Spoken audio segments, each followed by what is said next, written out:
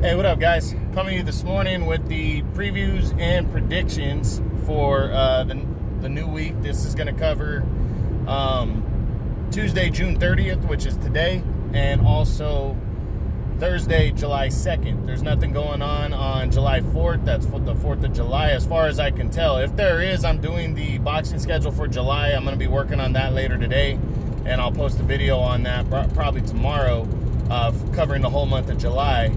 And I'll include that at the beginning of the video if there's anything taking place on July 4th, which again is the 4th of July and on Saturday.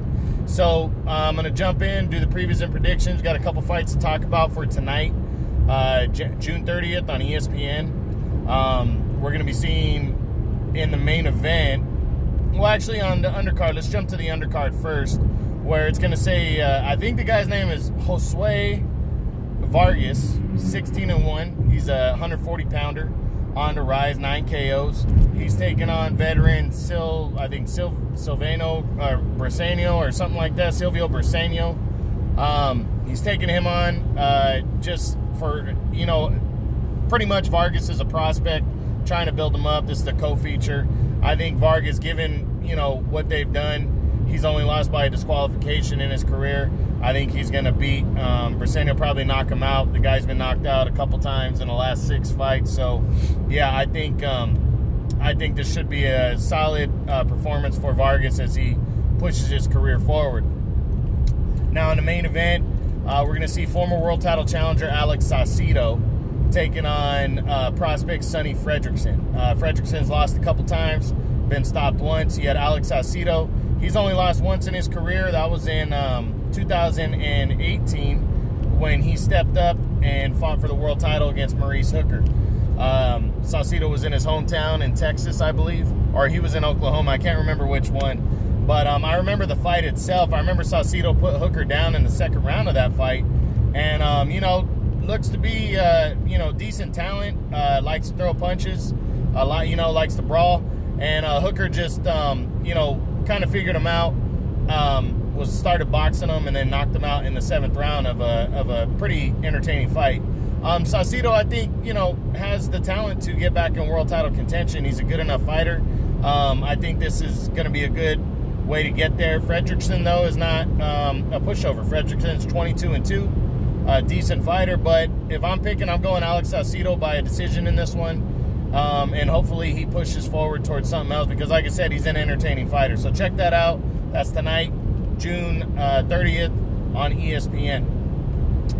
Then on Thursday, July 2nd, we were supposed to see, the main event was supposed to feature Jamel Herring, the 130-pound champion, making an optional defense against veteran Jonathan Oquendo on his way to a showdown with Carl Frampton. Now, that fight's been pushed back because Herring tested positive for the coronavirus. He's currently in quarantine. They are going to reschedule that fight for as soon as possible. Herring wants to get that fight going by August. Not sure that'll happen, but we'll see. We'll keep you updated on that. But that fight got scratched, so the main event instead is gonna see a fight that was supposed to happen a few weeks ago on ESPN and got scratched. But we'll get into that in a minute. Let's first start with the undercard on Thursday on ESPN. You got Olympic gold medalist Robisai, I think his name is Robisai Ramirez. This guy's 3-1. He lost his debut fight. He's won all 3 fights since by knockout. He fought less than a month ago.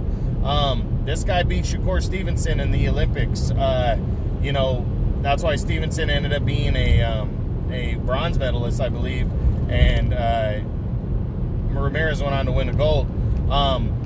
He lost his first fight. He's trying to stay active, get some wins under his belt. The second time in less than a week. I don't even think he has an opponent locked up yet, so he's just staying busy, going to face whoever, probably get another knockout. But talent right here. This guy does have talent, so check him out. He's on the undercard. Then you got lightweight and undefeated Albert Bell, 16-0. I believe he's got 5 knockouts. He's taken on, I think the guy's name is Mark Bernaldez, who's a veteran, but, has some fights in. Bell's a prospect on the rise, undefeated. Probably going to get a decision win in this one, I'm predicting. He's the co-feature.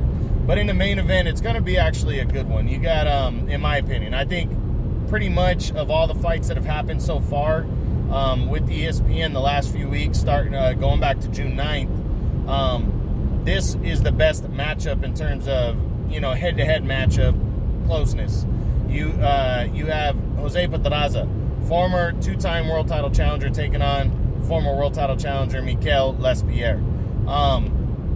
Pedraza's coming in, solid favorite in this one. They were supposed to fight a few weeks ago. I believe somebody in Lespierre's camp tested positive for coronavirus, so they you know, scratched the event. Now it's been you know, redone. They're fighting in this one. Interesting fight right here. You got Pedraza, who's coming off a great 2019, his best year. February last year, he took on Jose Ramirez for the world title. Went into Fresno to fight him. Nobody thought Pedraza was going to win, and he actually was outboxing and outclassing Ramirez, you know, and beating him in a close fight. Heading into the championship rounds, Ramirez turned it up a little bit, put a little more pressure on, and got a close majority decision victory to retain his world title. And that's right before Ramirez exploded and knocked out Maurice Hooker to unify titles just 5 months later. And but Pedraza went on and you know, kept raising his stock when he took on actually no, it's Zepeda. I'm sorry, Jose Zepeda. I don't want to get this confused. It's not Jose Pedraza. Pedraza is the guy that Zepeda beat. Jose Zepeda is the one that fought God damn it, Jose Ramirez last February. And then Zepeda fought Pedraza. Pedraza came in a favorite, actually, which I was surprised because Pedraza hadn't fought at 140 yet. He had failed a couple times at, you know, he was two division world champion, moving up to 140, trying to get a win to prove himself, but not a big power puncher in either weight class at 130 or 135. So now he's moving up to 140. I felt like after the way Zepeda looked against Jose Ramirez, that Zepeda was going to eat him up, and that's exactly what happened. Zepeda outboxed him, outclassed him, clean 10-round decision, and, you know, hasn't fought since. Or no, he fought one time since in May of last year, got a quick win, but hasn't done anything since. Actually, I think that fight was a no contest. It wasn't even a win because of cut or something for Zepeda. So he's been out for over a year now, but he's trying to reestablish himself. He's highly rated by the WBC. He's taken on Mikel Lespierre. Lespierre fought for the world title last year against Maurice Hooker in March for the WBO title. And, you know, it was just kind of a workmanlike decision. He was outclassed by, excuse me, by a better fighter in Hooker, and Hooker got a clean one-sided decision, but it wasn't his most impressive performance. So Lespierre, that's his only loss. He's coming in an underdog against Zepeda. He has an opportunity to really make a name for himself. These guys are fighting at a catchweight of 144, but it does impact 140 because both guys, if victorious, you know, are planning on competing at that weight class. So decent main event. I'm going with Zepeda by a clean unanimous decision in this one, as he'll push forward towards another crack at a world title. And we'll see what happens, you know, because personally, Zepeda's only lost twice in title fights.